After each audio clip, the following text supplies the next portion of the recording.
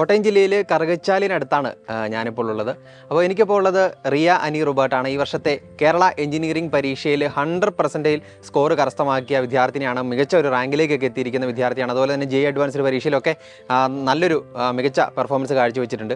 അപ്പോൾ റിയയെക്കുറിച്ച് പറയുകയാണെങ്കിൽ നമ്മുടെ ബ്രില്യൻറ്റിലെ കെമിസ്ട്രി ഫാക്കൽറ്റി ആയിട്ടുള്ള നമ്മുടെ രൂപ് സാറിൻ്റെ അനിയത്തി കൂടിയാണ് എന്നുള്ളതാണ് നമ്മുടെ ബ്രില്യൻ ഫാമിലിയെ സംബന്ധിച്ച് നമ്മുടെ സന്തോഷം ഇരട്ടിയാക്കുന്നതാണ്. അപ്പോൾ നമുക്ക് അവരുടെ ഫാമിലിയിലെ വിശേഷങ്ങളൊക്കെ ചോദിക്കാനും മുമ്പ് നമുക്ക് മോളോട് എങ്ങനെയുണ്ടായിരുന്നു എക്സാമിൻ്റെ ആ ഒരു എക്സ്പീരിയൻസും അതുപോലെ തന്നെ ഇനി എന്താണ് ഫ്യൂച്ചർ പ്ലാൻ എന്നുള്ള കാര്യങ്ങളൊക്കെ ചോദിക്കാം. മോളെ ആദ്യം തന്നെ കൺഗ്രാജുലേഷൻസ്. അപ്പോൾ എന്ത് തോന്നുന്നു ഈ സമയത്ത്? സന്തോഷമുണ്ട്. ഒട്ടും എക്സ്പെക്ട് ചെയ്തില്ല. ബട്ട് ഇത് വേണമെന്ന് ഉള്ളിൻ്റെ ഉള്ളിൽ ഒരു ആഗ്രഹം ഉണ്ടായിരുന്നു. ബട്ട് കിട്ടുമെന്ന് അത്ര എക്സ്പെക്ട് ചെയ്തില്ല.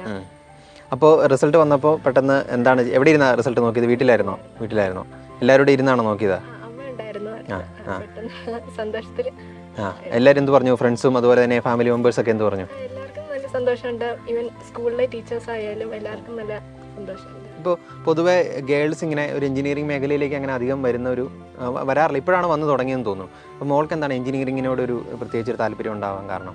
എനിക്ക് സ്കൂളിൽ തൊട്ട് മാത്സ് കൂടുതൽ ഇഷ്ടമായിരുന്നു.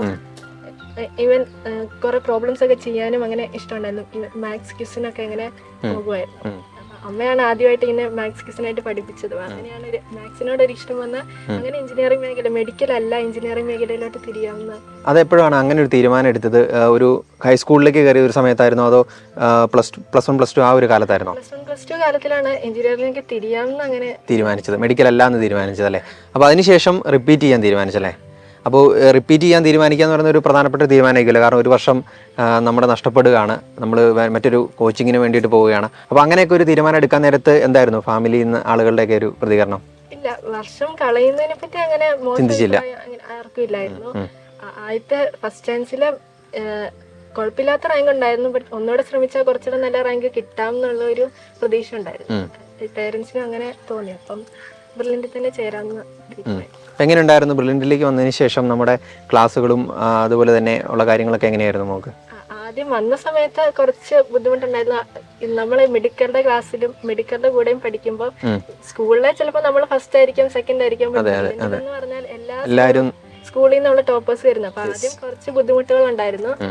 പിന്നെ എല്ലാം ശരിയായി. ഇപ്പം മോഡൽ എക്സാമിന് ആദ്യം ഒന്നും അത്ര മാർക്കൊന്നും ഇല്ല. അപ്പൊ വിഷമമൊക്കെ ഉണ്ടായിരുന്നു. സാറുമാര് ഒന്നും കുഴപ്പമില്ല, ഇവിടുത്തെ എക്സാം അല്ല, ഒറിജിനൽ എക്സാമിന് നിങ്ങൾക്ക് മാർക്ക് കിട്ടും.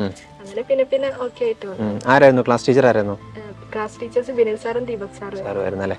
അവരുടെയൊക്കെ സപ്പോർട്ട് എങ്ങനെ ഉണ്ടായിരുന്നു? ചിലപ്പോൾ മാർക്കൊക്കെ കുറയുന്ന ഒരു സാഹചര്യം ഉണ്ടാവാറുണ്ടല്ലോ പല ഘട്ടങ്ങളിൽ. അപ്പോൾ അതിനെയൊക്കെ എങ്ങനെയാണ് ഓവർകം ചെയ്തത്? മാർക്ക് പറയുമ്പം ആദ്യം വീട്ടിൽ വിളിച്ചു പറയും. വീട്ടിൽ നിന്നും കുഴപ്പമില്ല. ഇപ്പം ചേച്ചിയും ഇവിടെ റിപ്പീറ്റ് ചെയ്തതാണ്. ചേച്ചിയുടെ കാര്യങ്ങൾ വീട്ടുകാർക്ക് അറിയാം. അപ്പൊ കുഴപ്പമില്ല, അവസാനം ആകുമ്പോ ശരിയാകും. പിന്നെ സാറുമാർക്ക് കൂടുതൽ കാര്യമാണ്. അവര് കുറെ പിള്ളേരെ കണ്ടിട്ട് വന്നവരാണ്. അപ്പൊ അവരും പറയും കുഴപ്പമില്ല, കഴിഞ്ഞ കൊല്ലത്തെയും ടോപ്പേഴ്സ് ഇങ്ങനെ തന്നെയാണ്. അവർക്ക് തുടക്കത്തിൽ അവരിങ്ങനെ കയറി വരുന്നതാണ്. അവസാനത്തെ എക്സാമിന് എന്തായാലും നിങ്ങൾക്ക് നല്ല മാർക്ക് കിട്ടും. അങ്ങനെ എപ്പോഴും മോട്ടിവേഷൻ എപ്പോഴും ഉണ്ടായിരുന്നു. അപ്പൊ അതുപോലെ സ്റ്റഡി മെറ്റീരിയൽസ് ഒക്കെ നിങ്ങൾക്ക് ഒരുപാട് സ്റ്റഡി മെറ്റീരിയൽസ് കിട്ടുന്നുണ്ട്. അതുപോലെ ഇ ലേണിംഗ് ആപ്പ് ഒക്കെ ഉണ്ട്. അപ്പൊ അതിന്റെയൊക്കെ ഒരു യൂസ് എങ്ങനെയായിരുന്നു? സ്റ്റഡി മെറ്റീരിയൽസ് നമുക്ക് റെസണൻസ് ആണ് പ്രൊവൈഡ് ചെയ്തത്. റെസണൻസിലെ ക്വസ്റ്റ്യൻസ് ഒക്കെ നല്ല അടിപൊളിയായിരുന്നു. ഇവൻ പല ലെവലുകളായിട്ട് ലെവൽ 1, ലെവൽ 2 നമുക്ക് ചെയ്യാൻ പറ്റുന്നു. പിന്നെ PYQസും അതും നല്ല ഹെൽപ്ഫുൾ ആയിരുന്നു. പിന്നെ അവസാനം സമയമായപ്പോൾ ഇവര് പ്രീവിയസ് ഇയർ ക്വസ്റ്റ്യൻ എല്ലാം ഒരു ബുക്ക്ലെറ്റ് ആക്കി തന്നു. അത് നമ്മൾ സോൾവ് ചെയ്തതും നല്ല ഹെൽപ്പായിരുന്നു. അതുപോലെ ചേട്ടൻ എങ്ങനെയായിരുന്നു സപ്പോർട്ട് വീട്ടിൽ നിന്ന്? ഇപ്പോൾ ക്ലാസ് എടുത്തിട്ടുണ്ടോ? ക്ലാസ് എടുത്തിട്ടില്ല. അപ്പോൾ എങ്ങനെയായിരുന്നു? ചേട്ടൻ ബ്രില്യൻറ്റിലെ ഒരു അധ്യാപകനാണ്. അപ്പോൾ സാർ കെമിസ്ട്രിയാണ്. അപ്പം മോൾക്ക് അത്തരത്തിലുള്ള കാര്യങ്ങൾ പറഞ്ഞു തരുന്നതിനും അല്ലെങ്കിൽ ഗൈഡൻസ് തരുന്നതിലൊക്കെ സാറിൻ്റെ ഒരു പങ്ക് എങ്ങനെയായിരുന്നു? ഞങ്ങൾ വീട്ടിൽ വരുന്ന സമയത്ത് ഞങ്ങൾ ക്വസ്റ്റ്യനൊക്കെ അറ്റ്ലീസ്റ്റ് ഡിസ്കസ് ചെയ്യാറുണ്ട്. ഞങ്ങൾ അങ്ങോട്ടും ഇങ്ങോട്ടും അവനെ ഞാൻ ഡൗട്ടുള്ളത് ചോദിക്കുകയും ചെയ്യും. ഈവൻ ഹോസ്റ്റലിലായിരുന്നപ്പോഴും വീഡിയോ കോളിൽ ഇത് ഡൗട്ടൊക്കെ ചോദിക്കുമായിരുന്നു. നമ്മൾ ഏത് ഹോസ്റ്റലായിരുന്നു? ഞാൻ മാരിഗോൾഡിലായിരുന്നു. അപ്പോൾ എങ്ങനെയാ അപ്പോൾ ഹോസ്റ്റലിലൊക്കെ നിൽക്കുമ്പോൾ സൗഹൃദങ്ങളും കാര്യങ്ങളും ഫ്രണ്ട്സൊക്കെ ഉണ്ടാവാറില്ലേ? ഓക്കെ, അപ്പോൾ അതൊക്കെ എങ്ങനെയായിരുന്നു? ഫ്രണ്ട്സ് സപ്പോർട്ടായിരുന്നു. തുടക്കത്തിൽ ഞാൻ അങ്ങനെ പെട്ടെന്ന് എല്ലാവരോടും മിണ്ടുന്ന ഒരു ടൈപ്പ് അല്ലായിരുന്നു. പിന്നെ എല്ലാവരുമായിട്ട് കമ്പനിയായി. ഞങ്ങളുടെ ക്ലാസ്സിൽ എല്ലാവരുമായിട്ടും നല്ല കമ്പനിയായിരുന്നു. ഈവൻ ഇപ്പൊ എക്സാം കഴിഞ്ഞുള്ള ഡിസ്കഷൻ ആയിരുന്നു. അത് നല്ലതായിരുന്നു. ഇപ്പം ഞാനൊരു ക്വസ്റ്റ്യൻ പറയും, ഇപ്പം മറ്റുള്ളവരുടെ നിന്ന് വേറൊരു മെത്തേഡ് കിട്ടും. എന്റെ മെത്തേഡ് അല്ല. അങ്ങനെ പലരോടും ചോദിച്ചു പല മെത്തേഡ്സും അങ്ങനെ കിട്ടുന്നത്. ഫ്രണ്ട്സിൽ നിന്ന് നല്ല ഒരു പിയർ ഗ്രൂപ്പിന്റെ കൂടെ ഇരിക്കുമ്പോൾ എല്ലാവരുടെയും ബ്രെയിൻ ഒരുമിച്ച് വർക്ക് ചെയ്യുന്ന, അപ്പോൾ അതിനനുസരിച്ച് നിങ്ങൾക്ക് കമ്പൈൻ സ്റ്റഡിയും കാര്യങ്ങളൊക്കെ ഉണ്ടായിരുന്നല്ലേ ചെറിയ തോതിൽ അല്ലേ? അപ്പോൾ അതുപോലെ തന്നെ ഇപ്പോൾ ഇത്തവണത്തെ കീം ഓൺലൈൻ ആയിരുന്നല്ലോ. അപ്പോൾ കഴിഞ്ഞ വർഷം വരെ ഓഫ്ലൈൻ ആയിരുന്നു. അപ്പം ഓൺലൈൻ ആയി കഴിഞ്ഞപ്പോൾ എങ്ങനെയായിരുന്നു ആ ഒരു പെട്ടെന്ന് ഫസ്റ്റ് ടൈം ഓൺലൈൻ എക്സാം എഴുതുന്നതിൻ്റെ മീൻസ് കീം എഴുതുന്നതിൻ്റെ ഒരു എക്സ്പീരിയൻസ് എങ്ങനെയായിരുന്നു? ആദ്യം ഒരു കുറച്ച് പേടിയുണ്ടായിരുന്നു, ആദ്യമായിട്ടല്ലേ കീം നടത്താൻ, എന്തെങ്കിലും ഇല്ല അത്തരത്തിലുള്ള ഒരു ശരിക്കും ഓഫ്ലൈൻ ആയിരുന്നോ ഓൺലൈൻ ആയിരുന്നോ എഴുതുമ്പോൾ കുറച്ചും കൂടി നിങ്ങൾക്ക് ബെറ്റർ ആയിട്ട് തോന്നിയത്? ഓൺലൈൻ നല്ലതായിരുന്നു ഒരു തരത്തില്. പിന്നെ നമുക്ക് ഒന്ന് ആലോചിക്കാനും, ഇപ്പൊ മാർക്ക് ചെയ്ത് പോയാൽ അയ്യോ ഞാനപ്പം ചെയ്ത് തെറ്റായിരുന്നല്ലോ എന്നുള്ള ചിന്ത പിന്നെ വരാൻ ഓൺലൈനാണ് എന്തായാലും നല്ലത്. മറ്റേതൊന്ന് മാർക്ക് ചെയ്ത് പോയി കഴിഞ്ഞാൽ പോയതാണ്. അപ്പോൾ മോളെ സംബന്ധിച്ച് ഇപ്പോൾ വീട്ടിൽ നിന്ന് മാറി നിൽക്കുന്ന ഒരു സാഹചര്യം ഉണ്ടായി. അപ്പം ഏതെങ്കിലും തരത്തിലുള്ള ബുദ്ധിമുട്ടോ കാര്യങ്ങളോ അങ്ങനെ എന്തെങ്കിലും ഉണ്ടായിരുന്നു? പ്രത്യേകിച്ച് നമുക്ക് വീട്ടിലെ ഫുഡൊക്കെ നമ്മൾ മിസ് ചെയ്യും കുറച്ച് നാളത്തേക്ക്. അപ്പോൾ എങ്ങനെയായിരുന്നു അതിനെയൊക്കെ ഓവർകം ചെയ്തത്? ഫുഡിന്റെ കാര്യം അങ്ങനെ ഒരു തരത്തിലുള്ള ബുദ്ധിമുട്ടുണ്ടായില്ല. ഫുഡ് നല്ല അടിപൊളിയായിരുന്നു. ഫുഡിന്റെ കാര്യത്തിലും പിന്നെ വീട്ടിൽ നിന്ന് മാറി നിന്ന അങ്ങനത്തെ പ്രശ്നങ്ങൾ കാര്യമായിട്ടുണ്ടായില്ല. പ്ലസ് ഞാൻ ബോർഡിങ്ങിലായിരുന്നു. ആദ്യമായിട്ട് ഹോസ്റ്റൽ നിൽക്കുന്നതല്ലായിരുന്നു, അങ്ങനത്തെ ബുദ്ധിമുട്ടുകളില്ലായിരുന്നു. അപ്പോൾ അഡ്വാൻസിനും നമ്മൾക്ക് നല്ലൊരു റാങ്ക് എത്തിയിട്ടുണ്ട്. അപ്പോൾ അഡ്മിഷൻ്റെ കാര്യങ്ങൾ അല്ലെങ്കിൽ ഒരു ക്യാമ്പസ് ലക്ഷ്യം മനസ്സിലൊക്കെ ഉണ്ടാവുമല്ലോ. അപ്പോൾ അതൊക്കെ അതിനെക്കുറിച്ചൊക്കെ ഒന്ന് പറയാം. ലക്ഷ്യം എനിക്ക് ബോംബെ ആയിരുന്നു. ബോംബെ ക്യാമ്പസും എല്ലാം ഇങ്ങനെ കേട്ടുപരിചയം നല്ല അടിപൊളിയാണെന്ന് കേട്ടുപരിചയം ഉണ്ടായിരുന്നു. ബട്ട് ഞാൻ ഇപ്പൊ അഡ്മിഷൻ എടുത്തിരിക്കുന്ന ഡൽഹിയിലാണ്. ഡൽഹിയും ഒട്ടും മോശമല്ല. ക്യാമ്പസിന്റെ കാര്യത്തിലും എല്ലാ കൾച്ചറൽ ഫെസ്റ്റിവൽ എന്ത് പരിപാടിയുടെ കാര്യത്തിലും ഡൽഹിയും മോശം. അപ്പോൾ ഏത് ബ്രാഞ്ചാണ് ചൂസ് ചെയ്യാൻ ആഗ്രഹിച്ചത്? ഞാൻ എഞ്ചിനീയറിംഗ് ഫിസിക്സ് ആണ്. അത് തന്നെയാണ് മനസ്സിൽ തീരുമാനിച്ചിരുന്നത്. എഞ്ചിനീയറിംഗ് ഫിസിക്സ് ആണ് ഡൽഹിയിൽ ഫൈനലൈസ് ചെയ്തു.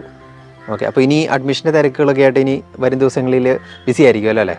അപ്പോൾ നമുക്കിനി പേരൻസിനെ കൂടി മീറ്റ് ചെയ്യാം. അതുപോലെ തന്നെ ചേട്ടനെയൊക്കെ കണ്ട് സംസാരിക്കാനുണ്ട്. അപ്പോൾ നമുക്കിനി നേരെ അങ്ങോട്ട് പോകാം.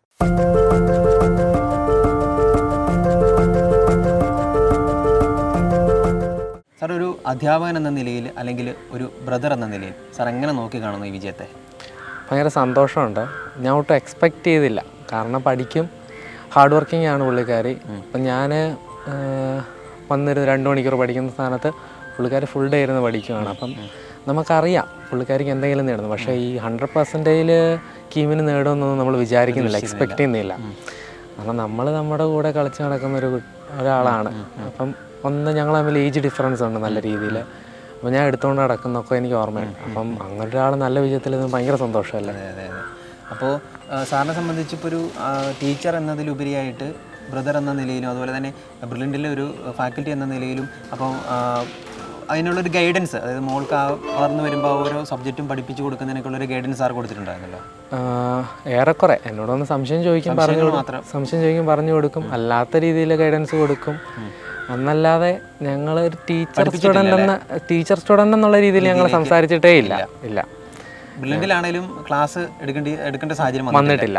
അങ്ങനെ ഒരു സാഹചര്യം വന്നില്ല. എൻ്റെ വന്ന ഇടയ്ക്ക് കാണും ഇതൊന്ന് പറഞ്ഞൊരു സംശയമൊക്കെ ചോദിക്കാറുണ്ടല്ലോ, അല്ലാതെ വന്നങ്ങനെ മിണ്ടാറില്ല. ഇപ്പം ഞാൻ ചോദിച്ചത്, പെൺകുട്ടികൾ എഞ്ചിനീയറിംഗ് മേഖലയിലേക്ക് അങ്ങനെ അധികം വരാറില്ല. ഇപ്പോഴാണ് കൂടുതലും വന്നു തുടങ്ങിയെന്ന് തോന്നുന്നു. അപ്പോൾ മോൾക്ക് അങ്ങനെ ഒരു ആഗ്രഹം, എഞ്ചിനീയറിംഗ് ആണ് താല്പര്യം അല്ലെങ്കിൽ മാത്സിനോടാണ് കൂടുതൽ താല്പര്യം എന്ന് അറിഞ്ഞപ്പോൾ എന്തായിരുന്നു നിങ്ങൾക്ക് പെട്ടെന്ന് തോന്നുന്നത്? ഞാൻ തീർച്ചയായിട്ടും അത് സപ്പോർട്ട് ചെയ്യുക. കാരണം എന്നാന്ന് വെച്ചാൽ എൻജിനീയേഴ്സും ഡോക്ടേഴ്സും വെച്ച് നോക്കുമ്പോൾ ഞാൻ പ്രിഫർ ചെയ്യുന്ന എൻജിനീയേഴ്സിനെയാണ്. ഒന്ന്, ലോകത്തിന് നിറയെ തൊട്ടവരെല്ലാം മാത്തമാറ്റീഷ്യൻസ് അതുപോലെ തന്നെ ഫിസിക്സ് ബാക്ക്ഗ്രൗണ്ട് ഉള്ളവരൊക്കെയാണ്. അപ്പോൾ അത് കേൾക്കുമ്പോൾ സന്തോഷമുണ്ട്. അപ്പോൾ സാറ് പറഞ്ഞു ഏജ് ഡിഫറൻസിൻ്റെ കാര്യമൊക്കെ പറഞ്ഞപ്പോൾ മോള് ചെറുപ്പം മുതലേ മോളുടെ ഓരോ ഘട്ടങ്ങളിലും സാറ് അതൊക്കെ കണ്ടാണ് വന്നിരിക്കുന്നത്.